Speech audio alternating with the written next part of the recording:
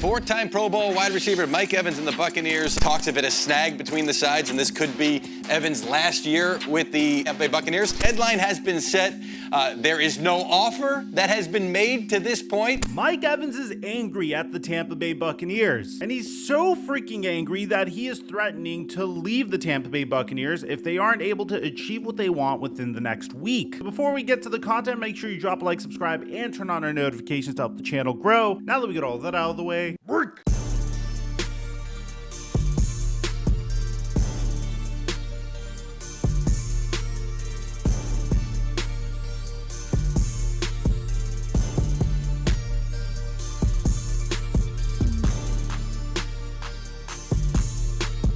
This is pretty much free money. We only need to correctly pick 2 squares to 3x our money on Prize Picks. And to celebrate the NFL season kicking off, Prize Picks is giving us a free square. All Dak Prescott needs is 1 passing yard in order to fulfill his square. So you combine that with Travis Kelce, who only needs 1 receiving touchdown, and in my opinion, this is a guaranteed win in our books. I don't care if you're the biggest Cowboy hater on earth, Dak Prescott will get 1 passing yard. And we all know Travis Kelce is definitely going to get 1 receiving touchdown. And if you haven't signed up for Prize Picks yet, you could match your initial deposit by using my promo code microphone when you sign up. That's promo code microphone when you sign up for Prize Picks, or just click on the link in the description down below. And thank you, Prize Picks, for the sponsor. Mic check 1 2 1 2. What's going on, everybody? Mike Evans has had one of the most unique NFL careers I think I've ever seen any wide receiver have ever, and that's including players like Terrell Owens, Randy Moss, or Antonio Brown. You see, if you just take a look at the quarterbacks this man has played with throughout his entire career, I mean, during his time at Texas A&M, his quarterback was none other than Johnny Manziel. And the pairing of Mike Evans and Johnny Manziel was enough to get Mike Evans selected with the 7th overall pick in the 2014 NFL Draft. Johnny Manziel, on the other hand, there's a mediocre Netflix documentary about it if you guys want to check it. By the way, if you guys want us to do a full-length Johnny Manziel documentary that covers each and every controversy that took place, including the ones that Netflix omitted, let us know in the comment section down below. In his rookie year, he would have Mike Glennon and Josh McCown throwing him the football. And despite that, in his rookie year, Mike Evans was still able to gain over 1,000 yards receiving. The following season, however, the Tampa Bay Buccaneers would get him Jameis Winston. And the hope was that these two would be the future of the Tampa Bay Buccaneers for a very long time. After 4 years, the Buccaneers realized that Jameis Winston wasn't the answer. So Mike Evans had the opportunity to play with the greatest football player of all time, Tom Brady. And now that Tom Brady's retired, Mike Evans' new quarterback is Baker Mayfield, who ironically actually drew some comparisons to Johnny Manziel earlier on in the 2018 NFL Draft. The unique thing about Mike Evans is no matter who his quarterback was, each and every time, he was able to produce. And he has yet to give us a season where he had under 1,000 yards receiving, which is even more impressive considering the fact that in 2019 he's only played in 13 games, but he still was able to get 1,157 yards receiving. Hell, he was doing this before the NFL added an additional game to each and every player's season, which obviously will make the achievement significantly easier. The interesting thing about this is throughout his entire career, Mike Evans has been criminally underrated. He only has 1 second-team All-Pro selection and has only made it to 4 Pro Bowls. But there's no doubt in anyone's mind, when Mike Evans retires, there's no question he is going to be a Hall of Famer. But the reason why we're making this video is Mike Evans'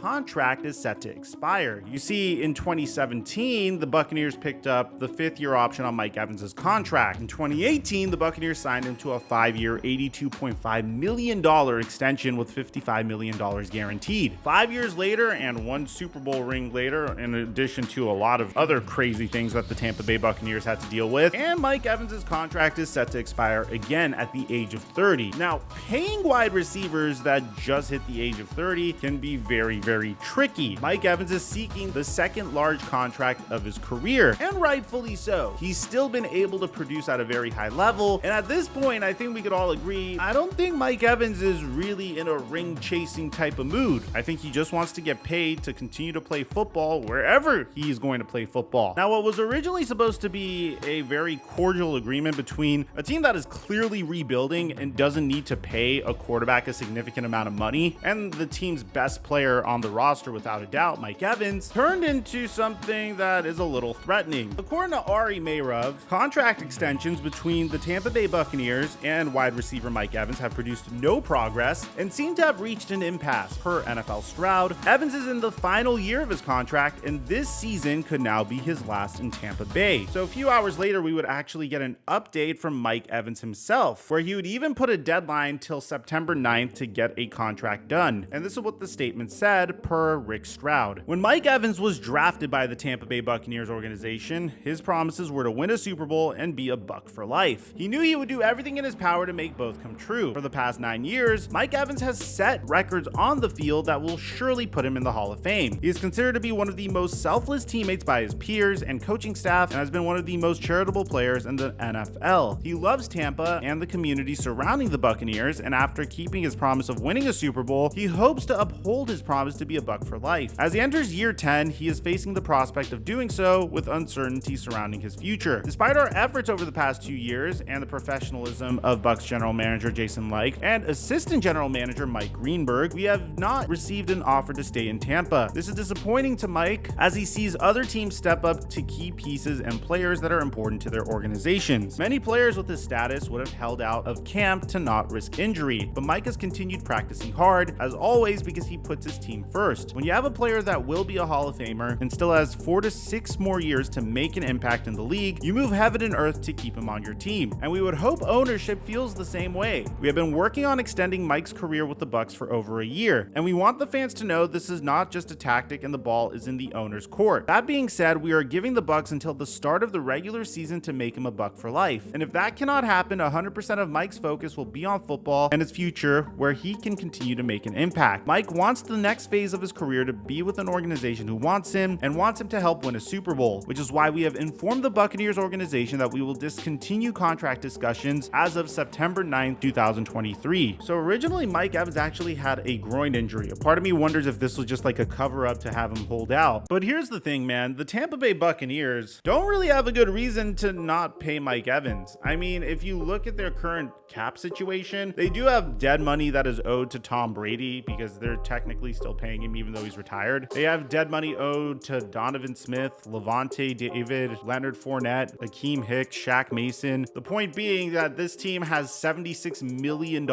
in dead money, which means that they're currently paying back for their overspending that they had to do in order to win a Super Bowl, which in my opinion was very worth it. Next year, they don't have any dead money. As a matter of fact, next year, they're looking to be one of the teams with the most cap space in the NFL. If you actually take a look at the Tampa Bay Buccaneers cap space situation in 2024, they have $46.9 million to spend. It's not like they can't afford to pay Mike Evans, and I don't think Mike Evans is necessarily looking to reset the market at the wide receiver position, but at this point, it really depends on what Mike Evans' priorities are and where he wants to go. So I just want to mention that I just think it's really funny that this statement suggests that Mike Evans is putting his team first and he's practicing hard to make sure he's available during the regular season. Fact of the matter is, he would forfeit a significant amount of money each and every week that he holds out, and this could be his last big contract, the one he's currently on. I mean, I'm sure some team is going to pay him, but the reason he's playing is because he wants to make sure that he gets paid. So what do I think is the most likely scenario here? I actually think that the Bucs are probably going to pay him, but let's say if the Tampa Bay Bucs don't pay him, where is he the most likely team to go to? Well, obviously, we're gonna automatically throw the New York Jets in each and every scenario where they could acquire a talented player, even though their wide receiver room is full with Garrett Wilson and Alan Lazard and Mecole Hardman. They did just lose Corey Davis, so would Mike Evans want to come in and fill Corey Davis's role? Probably not, but I like to automatically throw the New York Jets in each and every scenario. The next being the New England Patriots. Mac Jones hasn't had a legitimate number one wide receiver throughout his entire career. Maybe Juju Smith-Schuster's the guy, but Juju Smith-Schuster isn't necessarily a dominant wide receiver one. I think he's a really good wide receiver two. I mean, the Patriots have Juju, Devontae Parker, and Kendrick Bourne, and there's been parallels being drawn between Mac Jones and Tom Brady since Mac Jones entered the NFL, at least in terms of processing speed. So I would say the New England Patriots are very likely to pursue a trade for Mike Evans, but if not the New England Patriots, then I definitely can see the Detroit Detroit Lions trying to swing a trade for him.